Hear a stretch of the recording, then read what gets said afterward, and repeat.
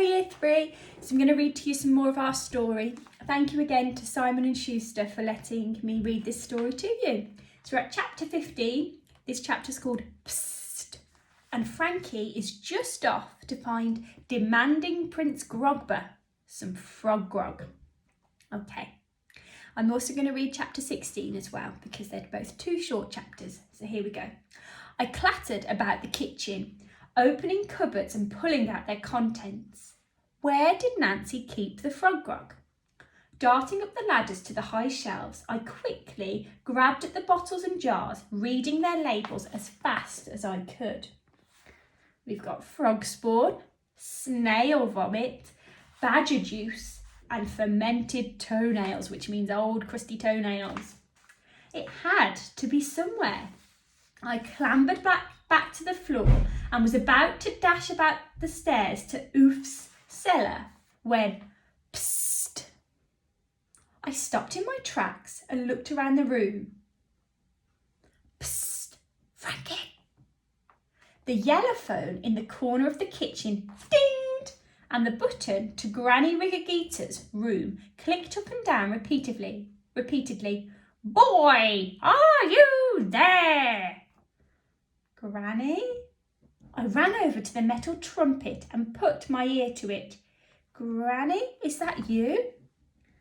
There you are, youngling, came Granny Rigagita's voice. What's going on down there? My toadstools have been itching all morning. That's always a sign of troubliness.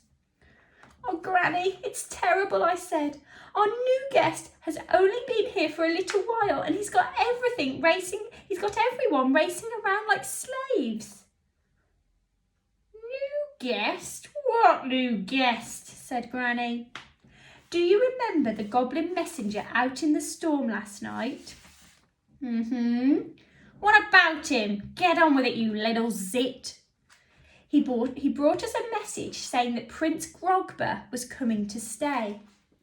I said, he arrived about an hour ago. Prince Grog? Who? Granny grunted. Prince Grogber. He's heir to the throne of the Barrow Goblins. Those underlings, Granny said. I could picture her grimacing up in her tower. What on earth are they doing here? Barrow goblins never come above the ground, let alone visit a hotel so close to a human town. The smell of people turns their stomachs. He's already made that pretty clear. I sighed. Something's not right, Granny mumbled. Can't you come down? I asked. There was no way a teeny goblin would mess with the likes of her, even if he was a prince and had army of guards with curvy swords. Absolutely not, Granny said. I'm snug as a bundle of bugs up here. You all let him in so you can take care of this mess yourselves. Just stamp on the little twerp. I groaned into the yellophone as loudly as I could. But boy, Granny's voice stopped me just before I turned away. Keep an eye out. There's no way Barrow goblins would come around ground without a very, very good reason. Something sneakerish is going on here. Okay, so that was chapter 15. Chapter 16, from bad to worse. After some frantic searching, I found the bottles of frog grog stashed in a box at the top of the cellar steps, grabbed as many as I could and hurried back to the reception hall. I couldn't get the sight of poor Nancy surrounded by guards out of my head. What had we done letting a tiny pumpkin-sized maniac into the hotel? With any luck, his bubble bath in the fountain would have cheered Grogber up and he'd be quietly relaxing instead of barking crazy orders at everyone. I rounded the corner by the dining room, walked through the archway that led into the reception, and I stopped and gawped at the scene in front of me. How had this happened? I'd only been gone 15 minutes. That's what's happening. The reception hall was in total chaos. Everywhere I looked, Barrow goblins were clattering about, upturning furniture and smashing vases.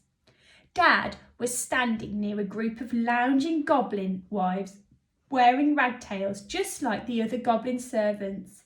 He was holding a fan made from an old broom handle and some sheets of newspaper. "Waft a slave," they snapped at him with sour expressions. Dad flapped the fan back and forth with a look of complete disbelief on his face. "Roar!" Hoggett howled as he scampered past with the royal shouter riding on his back. Poor little dragon bucked this way and that to shake the rotten old turnip off, but the royal shouter was gripping onto his ears and stayed put. The dustpooks were rattling across the floor with silver trays of snacks balanced on their heads, and "Mom!" I gasped, nearly dropping the bottles of frog grog. My poor Mom was in the middle of the hall, by the fountain, with the belly-dancing goblinettes wearing one of their jingly-jangly tops and skirts. How had they found one to fit? She looked at me in horror as she tried to copy the dance steps of the other goblin ladies. Mom really took customer service and pleasing guests far too seriously sometimes. "Don't even think about it, whelping!" Grogber yelled as I darted towards Mom. I looked up at the Goblin Prince. He was standing on top of a pile of torn books from the library, still but naked, and brandishing one of Dad's golf clubs. "What fun!" he laughed, pointing at poor Mr. Crocombe. A few of the musician goblins had tied the end of his long tongue round the banister rail and were plucking away at it as if it was the string of a double bass. "This is the best time I've had in Yonkers," Grogber said.